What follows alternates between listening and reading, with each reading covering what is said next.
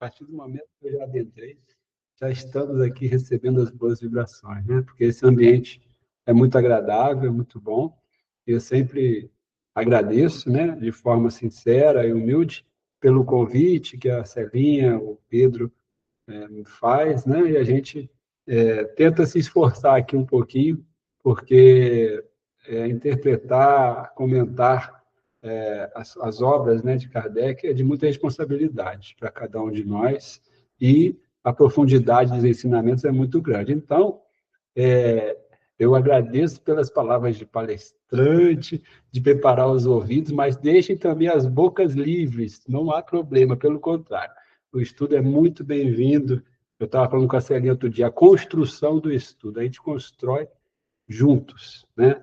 E a gente vai aprendendo também um com os outros. Então, fiquem sempre à vontade, quando quiser adentrar, comentar, que a gente vai aqui trabalhando. O bom é que o estudo não tem um limite de questão, a gente vai fazendo, né? Quando deu o horário, para ali, depois da sequência, nos outros dias, né? Então, é isso, isso é muito bom, é muito bem-vindo. Então, o Pedro, né, me passou que o estudo de hoje é no tema duelo, a partir da questão 757, né? E aí, assim, só para a gente se situar, eu sei que todos nós, né, sabemos o que é o duelo, mas é importante a gente ler uma definição de o que é o duelo, né? Então, eu separei aqui o que nos traz aqui o dicionário a respeito do duelo. O duelo é uma disputa em combate de confronto entre duas pessoas, motivadas, em geral, por desagravo à honra, desavenças individuais, familiares, em facções ou grupais, e outros tipos de confronto de cunho fortemente emocional, né? Então, na própria definição, ele frisa aqui a palavra desagravo à honra. Então, de imediato, quando a gente sabe que ferir a nossa honra está tisnando ali, ferindo o nosso orgulho, né? Porque quando a gente vai para o lado da honra, nós já fomos feridos antes no nosso orgulho. E aí, a partir disso, né, nós, em humanidade, tivemos em épocas anteriores os duelos que eram previstos e aceitos no âmbito da sociedade, né, da civilização em várias partes do mundo, e ainda hoje em dia, determinados locais ainda o permitem, né? Mas a gente sabe que esse duelo vai se expandir, e a gente vai comentando isso aqui no decorrer, porque o duelo em si, originalmente, é esse aqui que eu li a definição. Mas nós temos as mais variadas formas de duelo. Então, a proposta é a gente tirar o ensinamento aqui, não só para aquelas épocas em que se ocorreu o duelo, mas trazer para a nossa atualidade, porque também nós estamos envoltos, e muitas vezes envoltos em duelos, né? Mas a gente vai dar início com a primeira questão, que é a 757, e aí Kardec perguntou, né, pode-se considerar o duelo como um caso de legítima defesa, né? Então, você está defendendo a sua própria vida. Isso seria uma justificativa para o duelo, para eu adentrar no duelo, ou seja, colocar em risco a minha vida e a vida do outro, mas tendo como motivo, como justificativa, a minha defesa, a defesa minha, do meu corpo, né? E aí os espíritos vão responder não, diretamente falam não, não é caso de legítima defesa. É um assassínio e um costume absurdo, digno dos bárbaros, com uma civilização mais adiantada e mais moral, o homem compreenderá que o duelo é tão ridículo quanto os combates que outrora se consideravam como juízo de Deus, né? Então, ele fala do aspecto bárbaro do duelo, né? Chega a chamar até de ridículo, porque ele traz aqui uma questão que o duelo ele é um desagravo à honra. A honra foi ferida, e aí eu desafiava o outro, né, que me ofendeu, para o duelo. E aí ele faz uma comparação em relação ao que acontecia antes ainda disso, em tempos mais recuados, nos combates que se colocava como motivação a questão religiosa, colocando-se Deus como aquele que era o grande motivo das guerras santas, das perseguições em nome de Deus, da questão dos dias atuais, inclusive, que ainda temos, né? Tantos terrorismos aí envoltos nessas guerras santas, né? Matar, tirar a vida em nome de um Deus. Então, naqueles tempos recuados, a motivação era de cunho religioso, era juízo de Deus. Depois, na questão dos duelos, a motivação era a honra, ou seja, estava atrelado ao orgulho, né? Como a gente comentou aqui no início. À medida que a gente vai deixando conseguimos ter menos orgulho, lutarmos contra o nosso orgulho, maior a nossa propensão a não nos envolvermos nessas rivalidades. Porque, eu volto a falar, o duelo é algo extremo, né? É algo que havia o desafio e tirava-se a vida do outro. Mas a gente não precisa adentrar num duelo. Muitas vezes a gente tem até o duelo de palavras, né? O duelo de ataques, de ofensas. Então, quanto mais a gente se deixa levar-se pelo nosso orgulho, mais a gente se adentra nesses duelos. Então, na ocasião do duelo aqui que levava à morte, era feito isso de uma forma natural, assim, porque era aceito pela cultura, pela sociedade. Mas, à medida que nós vamos progredindo moralmente, isso foi caindo, né?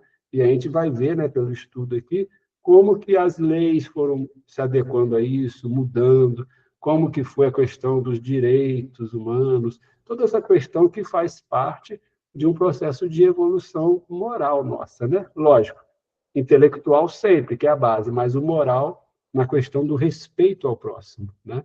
Então, é um aprendizado, mas os Espíritos deixam claro que não é legítima defesa. Em qualquer circunstância, nunca será legítima defesa.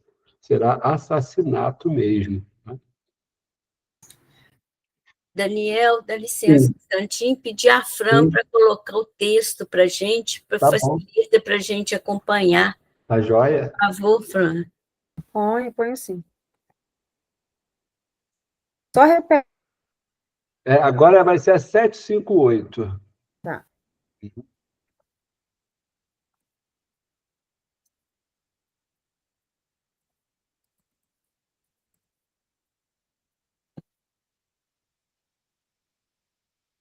Mas, se você quiser, pode ir falando. Tá bom. Vamos lá. Então, vamos lá. 758, o Kardec pergunta assim, ó, poder-se-á considerar o duelo como um assassínio por parte daquele que, conhecendo a sua própria fraqueza, tenha quase certeza de que sucumbirá? Então, olha só, mesmo a pessoa que ela reconhece que ela tem menos possibilidade de sair vitoriosa naquele duelo, mas mesmo assim ela adentra naquele duelo, ela aceita e ela vai ali se investir de uma arma, né, seja o que for, para participar daquele duelo. A 758, só descer um pouquinho. Uhum. Aí, obrigado. Então, os espíritos respondem, é um suicídio.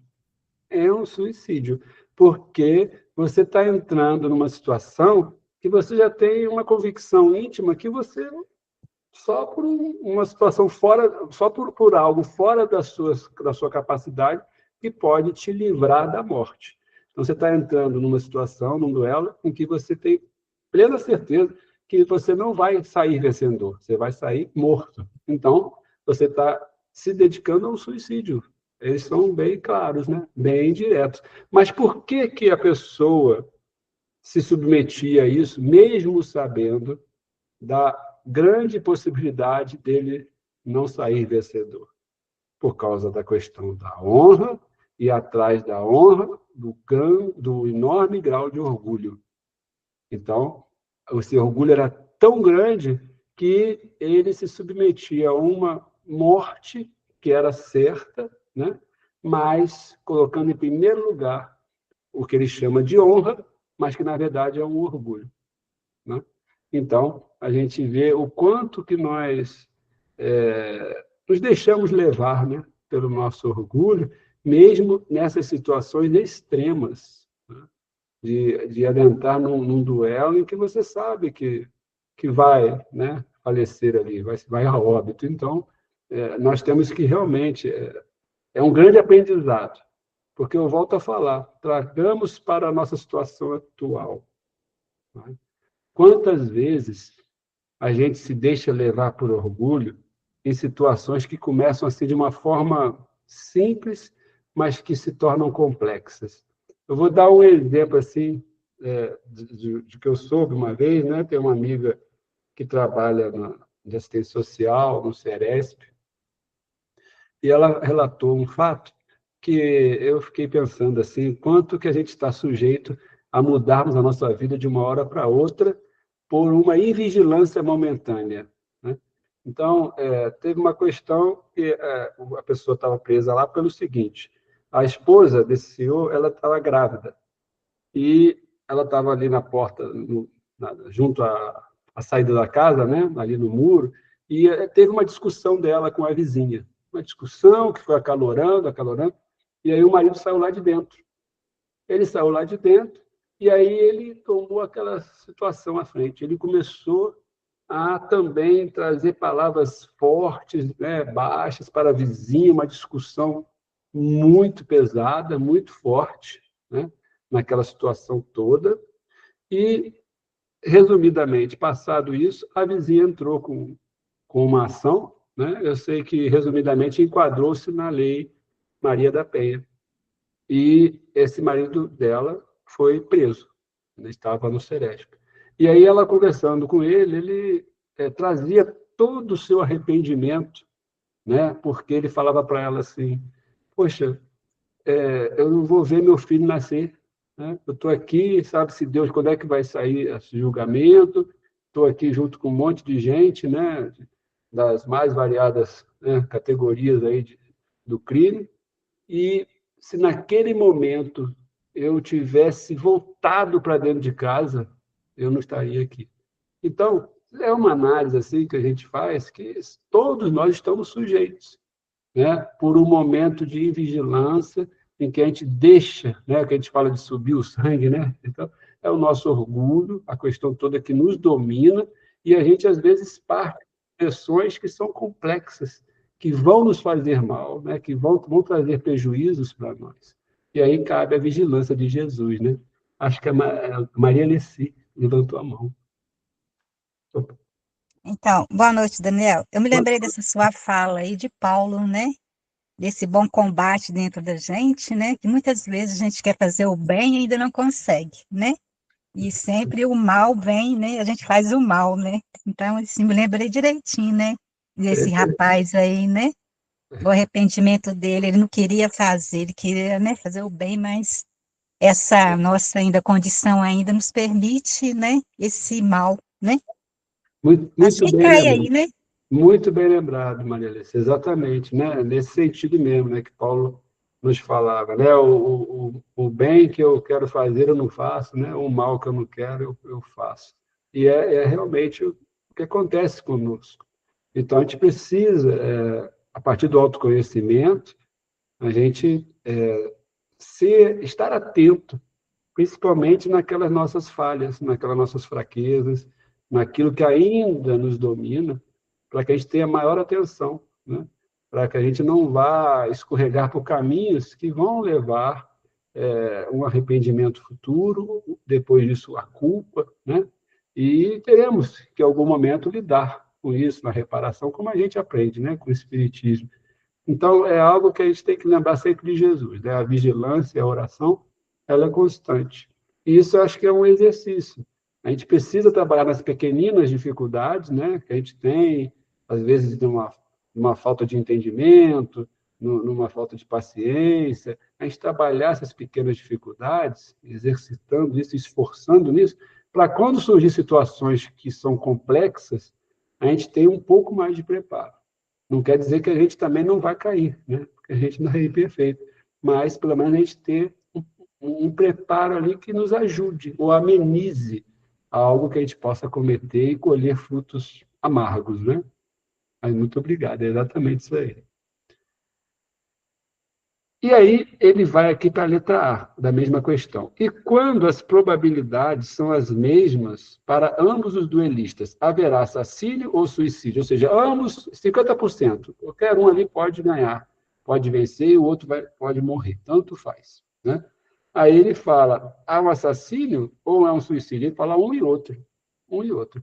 Porque os dois têm noções de que ele tem condição de sair vencedor e eliminar a vida do outro, mas ele sabe que também há a possibilidade do outro tirar a sua vida, ou seja, ele sabe que ele poderá vir a falecer, ou seja, ao mesmo tempo, assassino e suicida.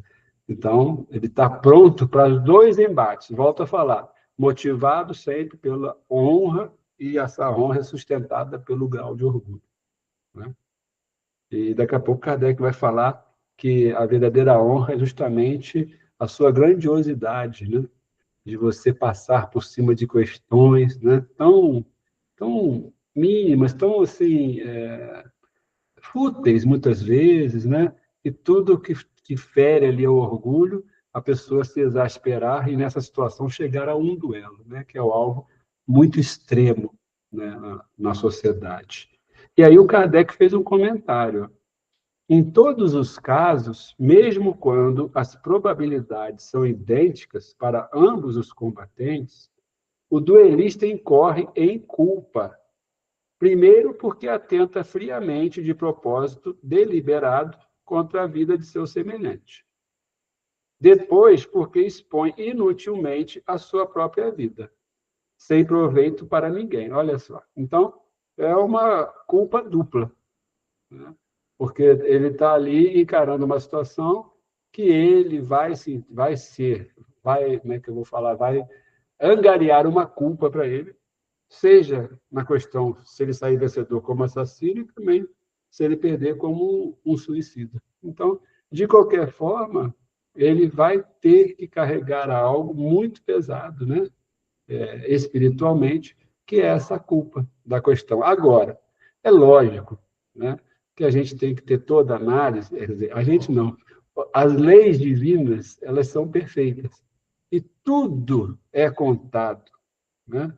Então, toda a questão, por exemplo, que eu falei no início, cultural, de que era aceito, né? Tem tudo isso que vai ter atenuantes e vão ter agravantes, né? A questão da sociedade que ele vivia na época, as questões da ignorância mesmo, né? Da questão do pós-morte, ignorância de muitas questões relativas ao passado do outro, ao que levou o outro a agir de determinada forma, que acabou gerando um duelo. Então, tudo é contado nas leis divinas, né? Então, cada caso vai ser um caso, mas a culpa ela não tem como não existir. Ela existe, não tem como. Mas é claro que vão ter atenuantes e agravantes, né? Então, a gente não tem como averiguar e falar, olha, aquele ali vai sofrer assim, assim, assado, depois que passar pelo dela. Não sabemos. Cada caso é um caso. Mas essa culpa há que se ter o processo, né? De reconhecê-la futuramente, de expiá-la, de reparar, e a gente sabe, né, como que vai isso decorrer dentro da lei de reencarnação. Ok? Podemos para a próxima? 759. Que valor tem o que se chama ponto de honra em matéria de duelo? E aí eles respondem, orgulho e vaidade, dupla chaga da humanidade, né? Então, é exatamente o que a gente está falando. E isso é sempre importante a gente reforçar, né? Na primeira vez não, mas há muitos anos atrás, quando eu estudava o livro dos Espíritos, de imediato a gente via essa questão do duelo, e a gente estudava assim e tal, aí você fica achando, isso aí foi do passado, né? Isso aí são de outros tempos, não é meu caso e tal. Mas ele vale volto a falar, vale para o nosso dia a dia, sim, porque esse exemplo que eu dei, né, do rapaz que foi preso, então a gente tem atenção com nossos pequenos duelos, né? Outro dia eu ouvi uma palestra muito boa do Humberto, né, Humberto Kelly, falando sobre rixas e queixas, né, que é um texto de Emmanuel. E exatamente quantas rixas que a gente deveria evitar, né? Esses atritos que começam, às vezes, com ideias, com pensamentos que a gente emite para tal pessoa, né? Pensamentos de inveja, pensamentos de raiva, de vingança, de ódio, de querer o mal, e recebendo também da outra pessoa. Olha o duelo que acontece, né? Mente a mente. Então, isso é muito mais profundo que somente analisar o duelo que era normal, né, nessa época. Mas é o duelo nosso de mente a mente, de palavras, de ofensas. Hoje nós estamos no meio da internet, né? Quantas ofensas, quantas coisas que a pessoa posta ali e uma multidão ali manifesta se atacando, né? Então a gente fica assim, olha, quanto duelo que está acontecendo.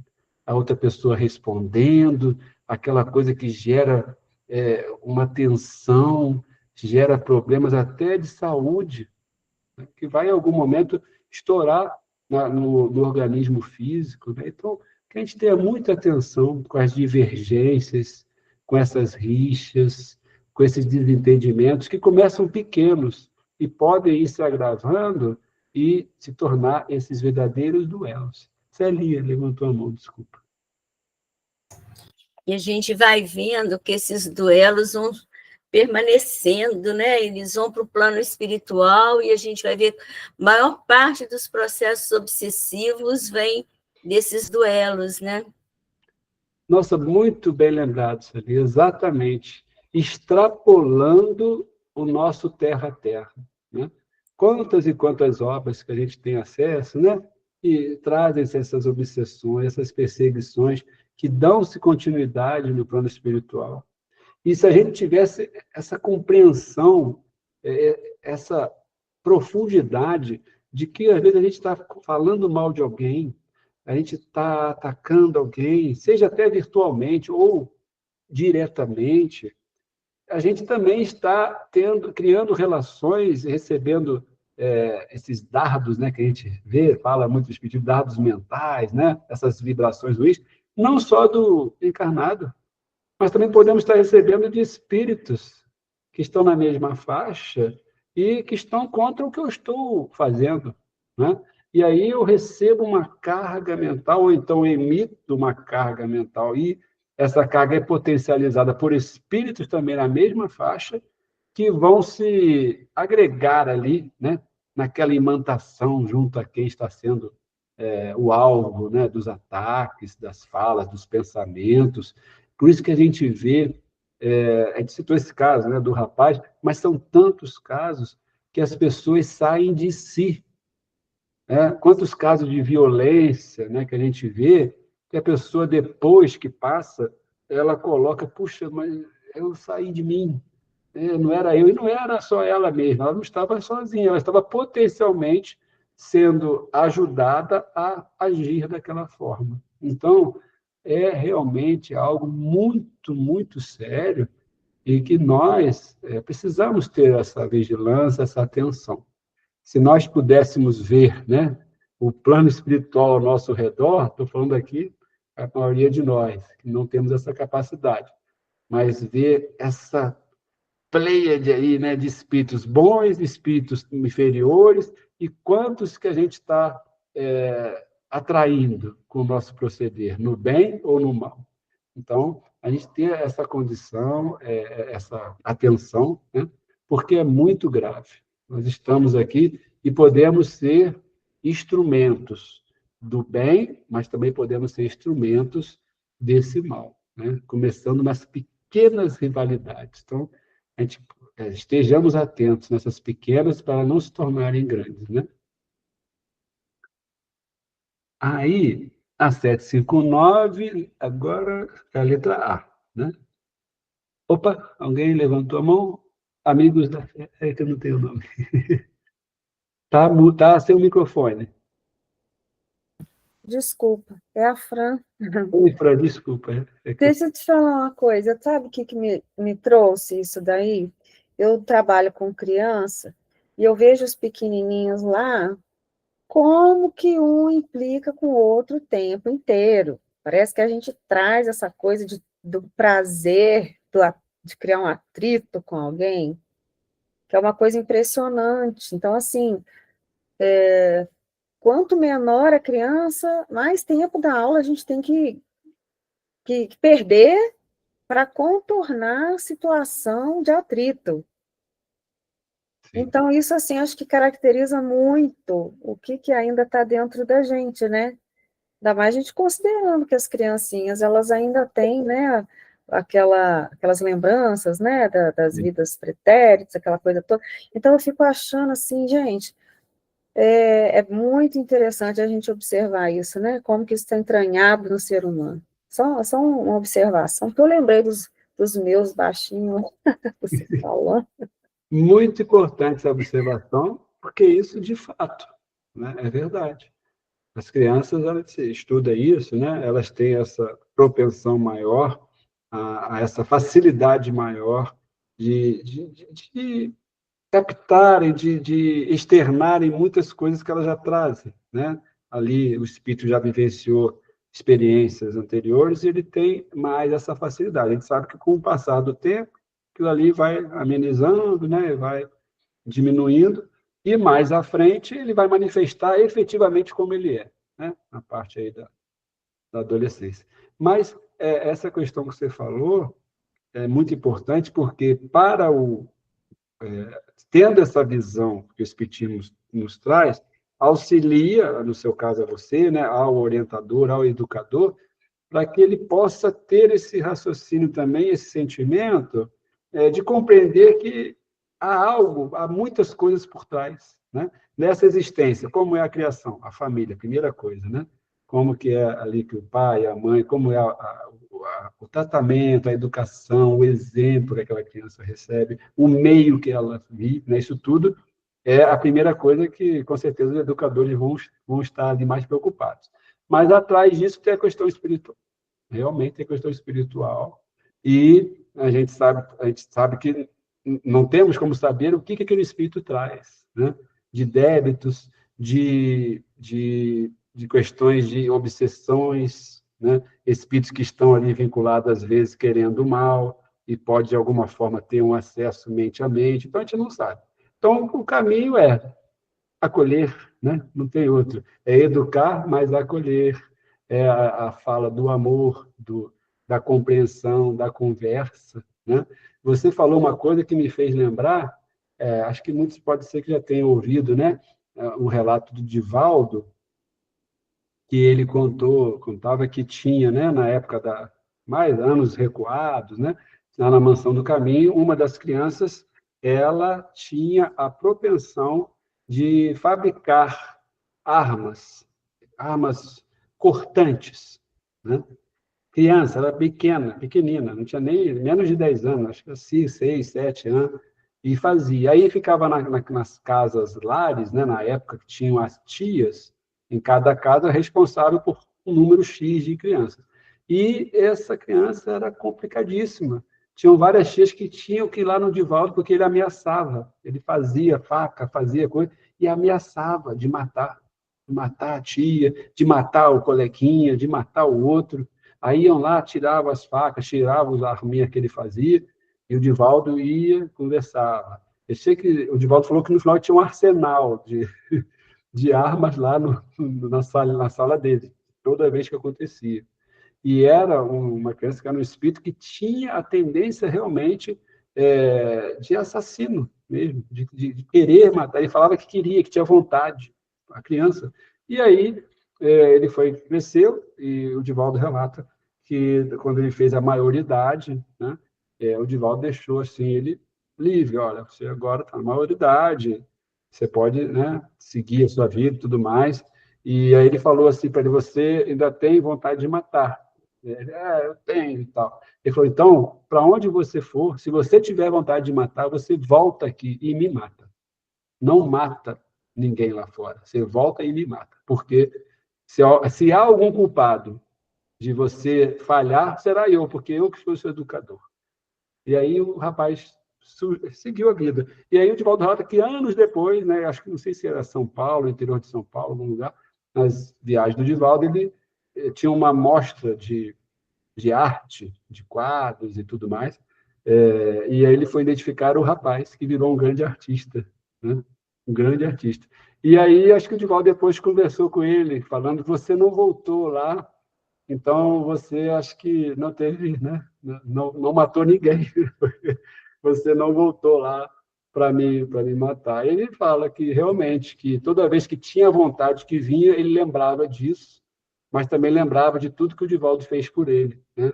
E aí ele voltava, apaziguava, né? E aí ele foi conseguindo seguir a vida dele, né, num rumo mais adequado. Então, dentro do que você falou, Fran, realmente é um exemplo de uma criança que é um espírito que vem com aquilo ali, né? Há uma dificuldade interna, não sabemos o motivo, mas que foi trabalhado com amor, né? Não tem outra forma. É a forma que a gente tem que trabalhar para a gente poder vencer, né, essas questões íntimas que são muito complexas.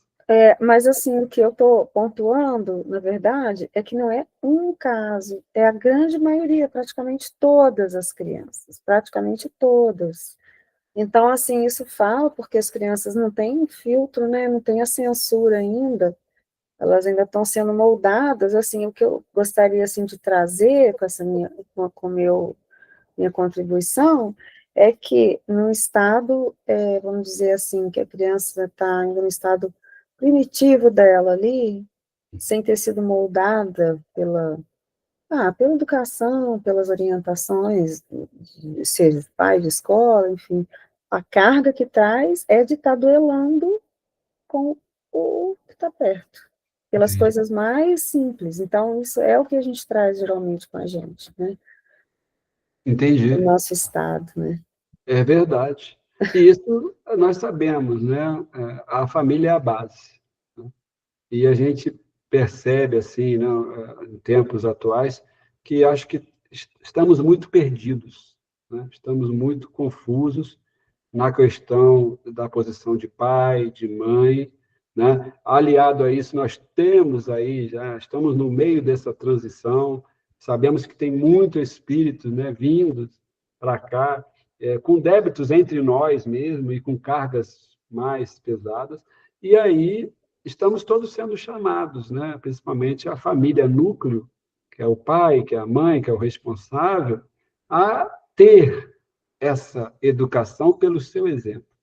E aí isso exige, né? E nós estamos falhando porque nós estamos terceirizando, botando ali desde bebezinho de criancinha já na mão da criança o celular, para poder parar de chorar, para poder me dar tempo para eu fazer minhas coisas até também no meu celular, né?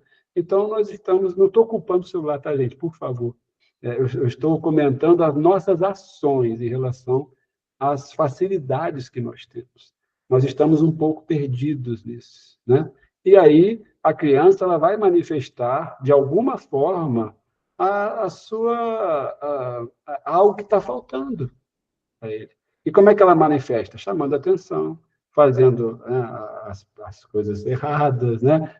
De modo a ter a atenção que está faltando naturalmente ali a partir do núcleo. E aí quando você chega numa escola, como é que você vai fazer algo que tem que começar dentro de um lar, né? A escola é para a educação formal, né? Agora a educação do amor, a educação pelo exemplo, pelo acolhimento, pelo entendimento, ela tem que iniciar em casa. Então, acho que é todo um complexo, né, que a gente está vivenciando, e não é por acaso, estamos nesse turbilhão mesmo, né, da transição, e se estamos aqui é porque precisamos, e temos condições. Então, vamos nos esforçar, fazendo cada um de nós a nossa parte, para poder nos ajudarmos, né, um ao outro, para que a gente possa vencer, porque não é fácil mesmo, Fran. Mas obrigado, sua contribuição foi muito boa. Ok. Podemos ir, então? Então, vamos lá. 759 é a letra A, né? Mas não há casos em que a honra se acha verdadeiramente empenhada em que uma recusa fora covardia, né? Então, o Kardec insiste, né? Será que ainda assim, né, se a honra realmente, verdadeiramente, ela foi afetada ali, será que se eu me recusar a ir para o duelo não vai ser uma covardia minha, né? O Kardec ele vai apertando, né, até onde não dá mais. Aí o Espírito responde. Isso depende dos usos e costumes. Lembra que a gente falou, né, da questão de atenuante. E os usos e costumes daquela sociedade, daquele tempo. Cada país e cada século tem a esse respeito um modo de ver diferente. Quando os homens forem melhores e estiverem mais adiantados em moral, compreenderão que o verdadeiro ponto de honra está acima das paixões terrenas e que não é matando, nem se deixando matar, que repararão agravos. Nós ainda somos crianças espirituais, nós estamos aí no exemplo da Fran ainda, espiritualmente falando, né? A gente se revolta com facilidade, a gente quer atenção por conta das nossas vaidades o tempo todo, né? A gente não admite ter esse orgulho ferido, e aí a gente coloca num patamar elevado essa questão da honra. A gente fica muito atrelado àquele mundo ali egoísta nosso, né? E aí fica fácil dessa honra ser ferida, né? Desse orgulho ser tisnado, e muitas vezes a gente se deixa levar, né? Sempre achando uma justificativa para amparar a minha atitude ali, no caso, né, do duelo, do ataque, do revide, da vingança, seja o que for. Não é assim que funciona, como a própria Celinha lembrou, né, das obsessões, quantos casos que nós temos na literatura, aqueles que participam de reuniões mediúnicas, o espírito obsessor, ele vem e ele vai trazer a motivação dele e trazer para ele, ele vai elucidar a justificativa. E para ele aquela justificativa está certa. Por quê? Porque ela vai dar margem para o seu orgulho ali extravasar. E o orgulho vai chegar aonde? Na vingança, no revide, né? Então, é realmente a mola, né? A força motriz que nos ainda afunda, né? Nesse poço que a gente cai muitas vezes, né? Aí o Kardec vai falar o seguinte: há mais grandeza e verdadeira honra em confessar-se culpado o homem, se cometeu alguma falta, ou em perdoar, se de seu lado esteja a razão.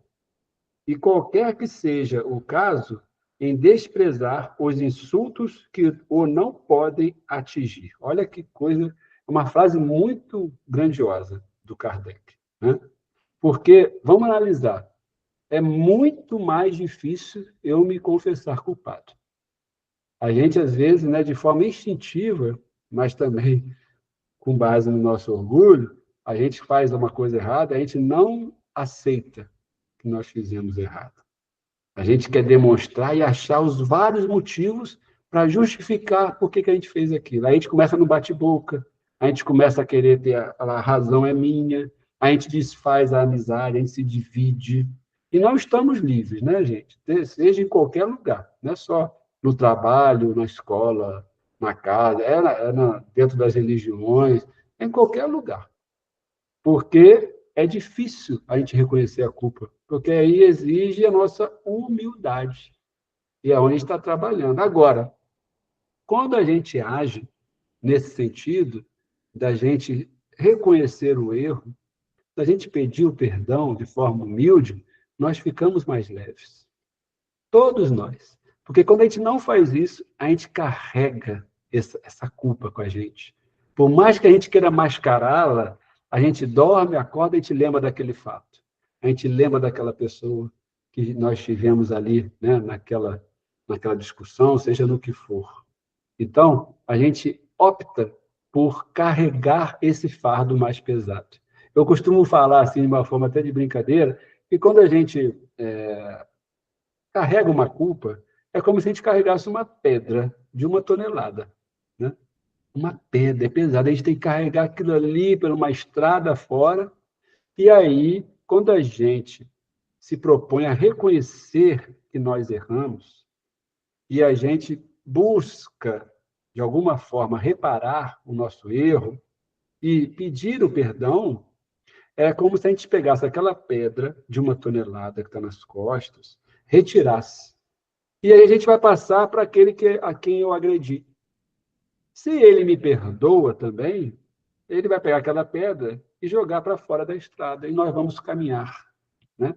Agora, se ele também, por orgulho, não vai me perdoar, quem vai passar a carregar a pedra é ele. Porque, mesmo que ele não me perdoou, mas eu estou mais leve comigo, eu estou em paz comigo, porque eu fiz o que era devido e que está na minha consciência.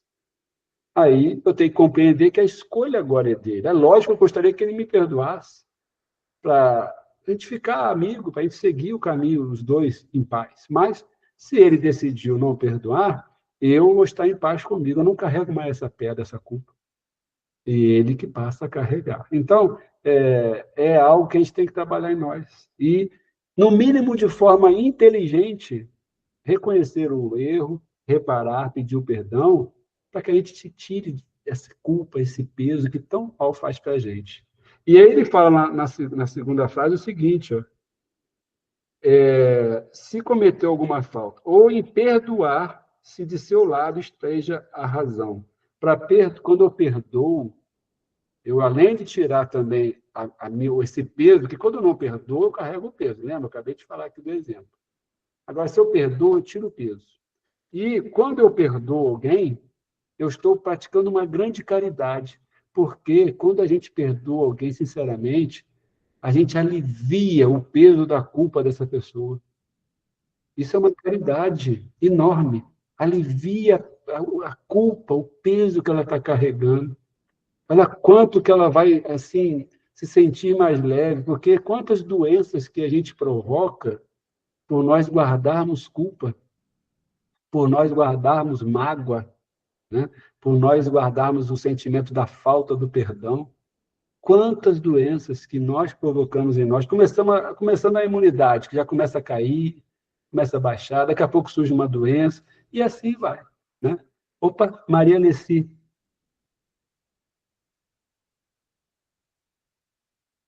Acho que está mudo, tá no microfone Ô, desativado. Daniel, é só para, assim, acho que dava cair nessa fala sua aí, né, nesse estudo. Eu me lembrei de Gandhi, né? Conta que um soldado inglês, né, num certo momento lá, deu 3 bufetadas no rosto dele, né? Ele caiu uma vez, aí levantou, ele deu outra, e caiu, levantou. E o guarda perguntou, né, por que que ele era tão covarde daquele jeito, né, que não revidava. E o guarda usava um crucifixo no pescoço. Aí ele falou assim, que quem tinha ensinado ele a ser tão covarde? Aí ele falou, esse que aí que está no seu pescoço. Então, né, uma história muito bacana, né? Esse exemplo que nós tivemos aqui conosco, né? Um emissário, vamos dizer, de Jesus, né? Trazendo para a gente também esses exemplos aí tão fortes, né? Nossa, essa passagem ela é muito profunda, realmente, Maria. Essa fala do Gandhi assim, é impressionante, né? E como que ele agiu, desconcertou ali o agressor e não revidou, né, na mesma moeda a violência que ele sofreu, né? Então, aí ele fez exatamente o que Jesus falou, né? Ele ofereceu a outra face, não a outra face para ele tomar outro bufetão, mas ele ofereceu a face da humildade, da compreensão do estado daquele agressor, né? Que já estava em dor. E quando a gente agride, nós somos os primeiros doentes da alma, né? Quando a gente está agredindo. Nós já estamos em conflito conosco mesmo, quando a gente parte para uma agressão.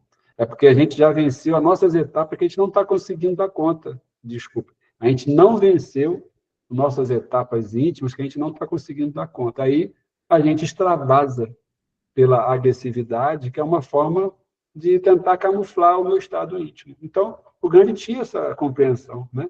Então, ele retorna para o agressor a humildade, a tolerância para com ele, mas o ensinando, né? Não só ali não revidando, mas também trazendo para ele a razão, o raciocínio, no mínimo, né? Para que ele seja tocado no sentimento. Então, essa passagem é muito grandiosa. E ela se enquadra aqui na fala final do Kardec, né? Desprezar os insultos que o não podem atingir. Porque ele estava ali num patamar, né, de maturidade espiritual muito mais elevada, né, do que aquele agressor. E é o que Jesus, né, fez ali o tempo todo, né, em relação àqueles fariseus que o atacavam, que o perseguiam, né, a todos que queriam o mal dele, até nas questões mesmo do seu martírio, né?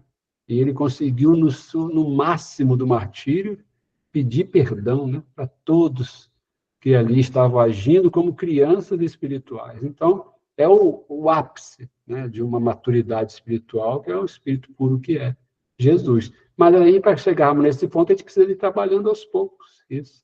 Por isso que é importante estar atento nas pequenas dificuldades, nos pequenos atritos, para que a gente vá trabalhando isso e se fortalecendo para quando acontecer algo mais difícil, né, mais complexo. Então, que tenhamos essa compreensão. E já agradeço, Maria, assim, muito boa o exemplo. Ok. Alguém mais quer comentar? Ou vamos para a pena de morte? Hoje estamos no assunto, né, duelo, pena de morte. Vamos lá, estamos aprendendo bastante. Então, pena de morte, olha, questão 760. É triste, né? Quando a gente fala que nós estamos aí no planeta que ainda temos a pena de morte, nós temos alguns termômetros para a gente avaliar o nosso estado de evolução, né, em humanidade. E quando você vê que ainda existe legalmente a pena de morte, nós estamos ainda num termômetro que precisamos vencer, né, essa etapa aí, porque isso aí é totalmente ao contrário, né, vai na contramão da lei do amor. Mas vamos lá. Desaparecerá algum dia da legislação humana a pena de morte? Incontestavelmente desaparecerá. E a sua supressão assinalará um progresso da humanidade. Quando os homens estiverem mais esclarecidos, a pena de morte será completamente abolida na Terra. Não mais precisarão os homens de ser julgados pelos homens. Refiro-me a uma época ainda muito distante de vós. Os espíritos superiores, eles são assim, eles são didáticos, né? Didaticamente, eles nos transmitem as orientações, mas eles não nos, vamos dizer, entre aspas assim, não nos iludem. Então, na primeira fala, o que ele fala? Ele dá uma fala muito boa, esperançosa, de bom ânimo, né? Fala que a pena de morte, sim, vai desaparecer. E isso vai ser um sinal de progresso. E aí, nessa etapa, os homens vão estar mais esclarecidos na questão intelectual e moral, né? E vai ser totalmente abolida a pena de morte. Ótimo, ótima notícia. Mas na segunda parte, eles vão lá na nossa ferida, né? Ele vai falar depois assim: não mais precisarão os homens de ser julgados pelos homens. Refiro-me a uma época ainda muito distante de vós. Ou seja, chegaremos lá, mas a caminhada ainda é muito longa, né? Então, que tenhamos isso em mente, façamos a nossa parte diariamente, independente de, às vezes, a maioria não estar fazendo, né?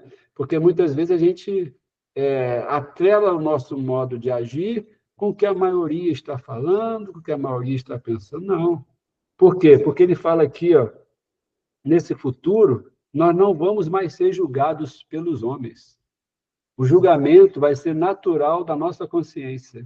Vocês imaginam a gente viver, né, no futuro, que chegaremos nesse estado de evolução, em que as leis humanas elas já não serão necessárias, porque elas já terão chegado no mesmo patamar das leis divinas que estão escritas na nossa consciência. Ou seja, nós vamos agir de forma natural, de acordo com as leis divinas. É muito grandioso isso, né? Hoje, nós já conseguimos fazer um pouco disso. Vamos parar para pensar como a gente aprende com a doutrina, tem casos que a lei humana não chegam até aquilo que eu possa fazer de errado. Vocês sabem disso, né? Tem coisas que a lei humana não chega, não detecta, mas a nossa consciência chega. Quantas questões que a gente deixa de fazer porque a gente sabe que não é certo, apesar de não ter lei para aquilo ali que chegue naquele aspecto, né? Então, a gente se preocupa com o outro, a gente trata bem o outro, a gente auxilia aquele que às vezes caiu na rua. A gente está o tempo todo sendo chamado a ouvir a nossa consciência, né? Independente da lei humana. Isso já dá para sentir um pouco do que será o futuro. E é tão legal quando a gente recebe isso, já repararam? Quando alguém age assim de forma benéfica para conosco, sem ter a menor obrigação disso, a gente se sente tão bem, né? Poxa, fulano veio e fez isso aqui para mim, me ajudou aqui, eu nem pedi nada, a pessoa se prontificou. O que ela está fazendo? Ela está ouvindo e seguindo a lei divina da consciência, que está na consciência. Ela está fazendo a sua caridade espontaneamente. E nós vamos chegar nesse futuro assim. É muito grandioso. Não precisaremos mais dessas leis que nos podam aqui terrenas. A lei será cumprida naturalmente. Aí serão os mundos celestes, né? E nós chegaremos lá, se Deus quiser. Antes de ler aqui o comentário do Kardec, ainda tem um minutinho, acho que falta 6 minutos aqui, acho que dá tempo. Eu vou trazer aqui uma relação sobre a pena de morte. Não, faltam 11 minutos. É 11? É 8h35. Desculpa, então tá bom. Fica Ótimo. tranquilo. Tá bom. Eu vou trazer aqui um trechinho de uma fala de Emmanuel, que está lá no Religião dos Espíritos, tá? Religião dos Espíritos, que o Emmanuel traz temas ali, que ele comenta, vinculado ao Livro dos Espíritos. E lá vai ter o capítulo sobre a pena de morte, exatamente sobre essa questão que a gente está trabalhando aqui, a 760. Eu não vou ler todo, porque ele é grandinho, eu separei aqui só 4 parágrafozinhos, tá bom? Então, olha só que interessante que ele vai comentar para a gente, ó. Cristãos de todas as interpretações do Evangelho e de todos os quadrantes do mundo, atentos à exemplificação do eterno benfeitor, apartai o criminoso do crime, como aprendestes a separar o enfermo da enfermidade. Educai o irmão transviado, quanto curais o companheiro doente. Desterrai, em definitivo, a espada e o cutelo, o garrote e a forca, a guilhotina e o fuzil, a cadeira elétrica e a câmara de gás dos quadros de vossa penologia.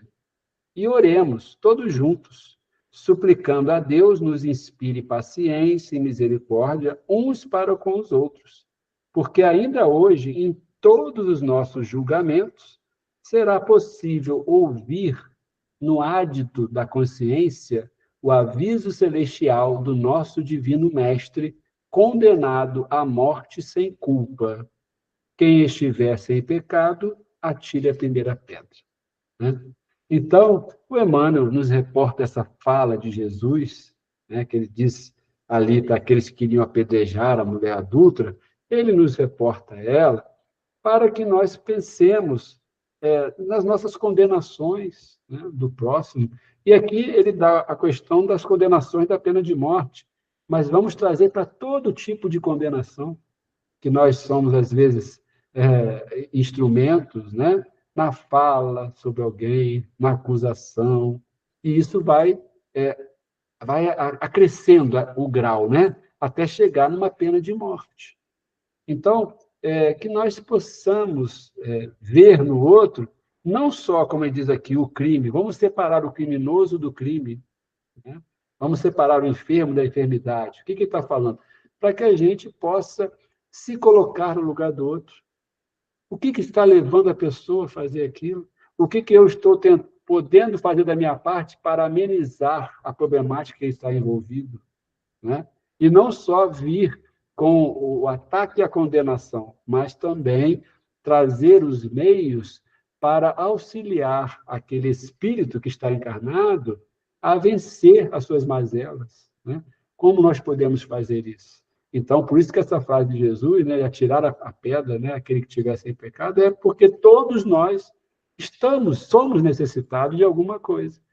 Então, que a gente possa verdadeiramente, né, nessa questão da pena de morte, ele fala aqui de nós orarmos, de nós pedirmos por esses países, por essas sociedades que ainda, né, favorecem a pena de morte, né, a legalidade, né, que possam serem tocados, né, começarem a reverem esse entendimento, essa compreensão. Graças a Deus, eu creio que a grande maioria, né, da nossa humanidade já não preconiza a pena de morte. Já estamos a passos de progresso, coisa que há tempos atrás era o oposto. A pena de morte era automática, né? E aí ele vai falar daqui agora, no comentário do Kardec, exatamente isso. Olha o que ele está falando aqui.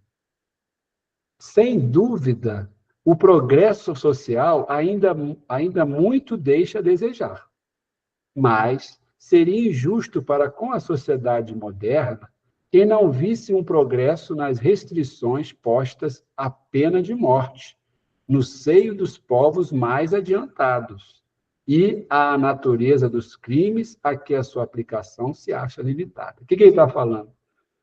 Temos muito que caminhar, sim, mas já temos fatos positivos. Ele deixa claro aqui, ó, o progresso nas restrições postas na pena de morte. A pena de morte naqueles lugares que ainda tem, já são para crimes bem mais pesados, bárbaros, né? Vários tipos de crime. Tudo bem, ainda tem pena de morte? Sim, tem. Ainda está num estado ainda meio retrógrado? Está. Mas, pelo menos, já não é como era em tempos recuados, que a pena de morte era imediata, para tudo quanto é forma de erro, por exemplo, né?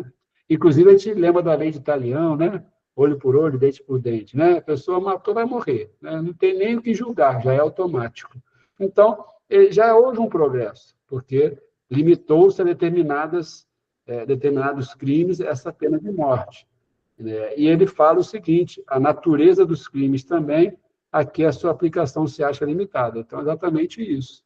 E aqui no finalzinho ele fala assim, ó, se compararmos as garantias de que, entre esses mesmos povos, a justiça procura cercar o acusado, a humanidade de que usa para com ele, mesmo quando o reconhece culpado, com o que se praticava em tempos que ainda não vão muito longe, não poderemos negar o avanço do gênero humano na cena do progresso. O que ele está falando? Ainda assim, a pessoa tendo a culpa. Vamos falar aí dos nossos tempos modernos. Corredor da morte, né? Lá nos Estados Unidos tem muitos corredores da morte. Para chegar naquele corredor da morte, tem todas as etapas da justiça. Então, tem todos os julgamentos, há a oportunidade de defesa nas várias etapas, há os recursos nos mais variados graus, para que, vencido isso tudo, né, ainda assim não teve como a pessoa conseguir, né, demonstrar ali que não havia culpa, ela é condenada, né? E dentro dessa condenação aí vamos ter os modos, né, de como vai ser a pena de morte, se é cadeira elétrica, seja o que for. Mas, querendo ou não, há garantias que não haviam antes nesses julgamentos, nas defesas, em tempos não muito recuados, ele fala aqui, né, não havia essas etapas. Era condenado e direto, né? Não havia recurso, não havia essas defesas e era direto para a morte. Aí vamos lembrar das guilhotinas, né? Aí da época da Revolução Francesa, né? Por isso que ele fala não muito recuado. A Revolução Francesa não foi muito longe ali, muito tempo antes de Kardec, não, né? Então a guilhotina foi, a gente sabe da história, né? Para todos os lados ali não havia o mínimo de chance para defesa e tudo. Era era diretamente, né, condenado à guilhotina. Então, querendo ou não, é um progresso? É. Ainda é muito assim, pequeno? Sim, mas é um progresso, né? E que a gente possa continuar nesse sentido e lembrar o seguinte: todas as leis imperfeitas nossas estão sobre elas as leis divinas. Dentro de todas essas questões da pena de morte, nós sabemos também que não há injustiça em nenhum momento de ordem espiritual. Para tudo há uma necessidade e um aprendizado, né? A gente tem que ter essa confiança, porque senão também a gente se desanima da vida, né? A gente tem que compreender que estamos no estágio evolutivo ainda imperfeito, mas sobre a égide de leis perfeitas, né? Então, não há como haver, no sentido espiritual, injustiças, né? Aí, tem até uma fala, acho que do Haroldo, né? Ele fala que não há injustiçados, algo assim, não sei se alguém lembra aí, alguma coisa assim nesse sentido, não há injustiçados, né? É a justiça, porque o injustiçado é na lei terrena, né? Mas dentro da lei maior que é de Deus, a justiça é plena e perfeita. E ainda há muita misericórdia. Nós vemos, às vezes, pessoas que passam por uma situação muito complexa, e se nós tivermos o olhar para o plano espiritual, há muita misericórdia, porque muitas vezes, se fosse para sofrer o que ele plantou no passado, seria muito pior. E aí, dentro da lei de amor, há, muitas vezes, ali intercessões que amenizam a situação que a pessoa passa. Então, que a gente tem essa confiança, né? Agora, eu acho que chegou, né? Falta um minutinho só, né? Se começar outra, Celinha, vai ficar... E a Leci, que acho que quer fazer um comentário. Sim. Ok, Leci. Rapidinho. Ô, Daniel, me lembrei quando você falou que no século XVIII, XIX, se eu não estou me enganada, essas né, mortes eram feitas em praça pública, né? É o 18, Não exato. é? 918, Né? exatamente. Até E isso. assim, essa conscientização, né, que não, a pena de morte ela não resolve o problema do mal, né? Só elimina o corpo, né? Então, assim, nós estamos muito longe ainda nesses países, né, que ainda pratica isso, né? E a fala do Haroldo é que existe injustiça, mas não tem injustiçado, É isso aí, muito né? bem. Não Me existe, lembrei aqui também, é isso. ou não existe... Repete para Existe mim. injustiça, mas não tem injustiçado, Assim, existe injustiça, não tem exatamente. né? Injustiçado, exatamente. É isso aí, né? Então, isso é uma frase realmente corretíssima, né? E essa questão, né, da morte em praças públicas, né? É como você falou e como a Celinha lembrou, não resolve a morte do corpo, porque vai continuar e piorar a situação, né? Porque aquele espírito vai levar mais raiva, mais rancor, mais desejo de vingança, né? E aí fica naquela constante, né, nós temos aí de diversas reencarnações dessas vinganças, desses conflitos, que, para terminar, demoram-se aí não sei quantos séculos, né? Então, que a gente possa ter essa compreensão. Muito bem lembrado. Obrigado, Lessa. E, voltando para a Celinha, né, porque agora acabou o tempo, eu já vou agradecendo, né, para todos, pelo auxílio aí que nos dão, que nos ajudam, né? Peço desculpas aí por alguma imperfeição, porque a gente se esforça, mas não, é difícil, né? Comentar os espíritos aqui, Kardec, não é fácil, e a gente agradece pela ajuda de todos aí, que possa ter sido útil, né, para cada um de nós. Muito obrigado e pelo convite mais uma vez, tá? Eu que te agradeço, só queria fazer um comentário que a gente vê na época de Jesus, né? O que acontecia, né? Os requintes de crueldade, né? Não só nessa época, mas Jesus, ele não passou por um julgamento. Ele recebeu a pena de morte. Exatamente. E toda vez que a gente pensar em aplicar uma pena de morte, a gente deve lembrar de Jesus, que ele sofreu a pena de morte, muitos achavam que era justa, né? Sim, sim. Então, que a gente tome muito cuidado com isso. Exatamente. É isso que você falou, Celinha, é uma coisa que eu penso também. Jesus é grandioso, né? E a vinda dele até o planeta ela tinha todas as ações de Jesus, elas visavam os milênios à frente, né? O aprendizado. Então, Jesus passou por mais variadas situações difíceis que espelham as nossas dificuldades aqui, né? E ele vai até o extremo do que você acabou de falar, né? De ser condenado sem julgamento e ser martirizado na condição que ele foi, né? Que é o ápice, né? Foi o máximo, né? De dor, né? De sofrimento que alguém pode sentir. E para que isso? Para que a gente possa sempre se reportar a Jesus nas nossas mais variadas dificuldades. Porque sempre que a gente tiver dificuldades, se a gente reportar-se ao Evangelho, aos ensinamentos do Cristo e ao que ele vivenciou, nós vamos ter sempre ali algo para que nos ensine, para que nos console, para que nos fortaleça, né? Inclusive a morte da maneira como ele foi, sem merecer. Ninguém merece a morte, né? Essa que é a verdade. Mas, na situação dele, totalmente fora, né, de uma justiça, né, dos homens, né? E a gente aprende com isso. E isso faz com que a gente amenize, às vezes, o nosso desânimo, a descrença, a nossa falta, né, de bom ânimo, de fé, e porque a gente reporta-se a Jesus e encontra nele as respostas e o caminho que a gente deve seguir em qualquer situação, qualquer situação. Não tem uma situação que a gente vai falar assim, não, Jesus não vai me ensinar nada com isso. Não, todas as situações que nós passamos dificuldade, se nós reportarmos ao Evangelho do Cristo, nós vamos achar o caminho, a solução. Então, ele é perfeito, ele trouxe para a gente tudo, né? Através dele mesmo. É muito grandioso, né? A gente tem que realmente ter um amor assim incondicional, né? Ô, Daniel, muito obrigada, e que esse Jesus continue te iluminando. Nós todos. Nós todos, isso Eu mesmo. que agradeço.